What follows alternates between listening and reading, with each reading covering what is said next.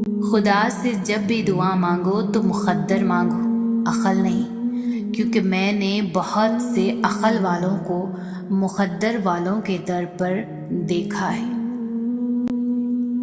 3 چیزیں ایمان کو تباہ کر دیتی ہیں: امیروں کی محفل، عورتوں کی صحبت، جاہلوں سے بحث۔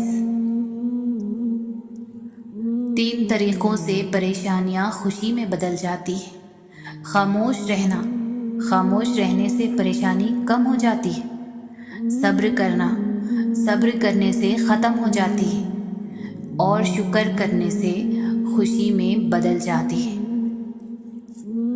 رسول اللہ صلی اللہ علیہ وسلم نے فرمایا، تمہارا رب اپنے بندے کی اس بات سے خوش ہوتا ہے جب وہ کہتا ہے کہ اے اللہ میرے گناہ بخش دے، کیونکہ تیرے سوا کوئی اور ذات نہیں ہے جو گناہوں کو معاف کر سکے۔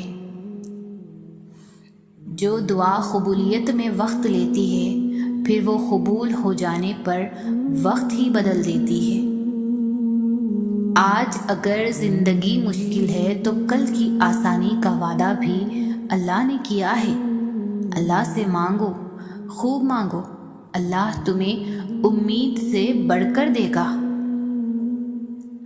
جس کا ظرف دیکھنا ہو تو اسے عزت دو، فطرت دیکھنی ہو تو اسے آزادی دو، نیت دیکھنی ہو تو اسے قرض دو۔ کبھی اس کو نظر انداز نہ کرو جو تمہاری پرواہ کرتا ہے، ورنہ کسی دن تمہیں احساس ہوگا کہ پتھر جمع کرتے کرتے تم نے ہیرا گنوا دیا۔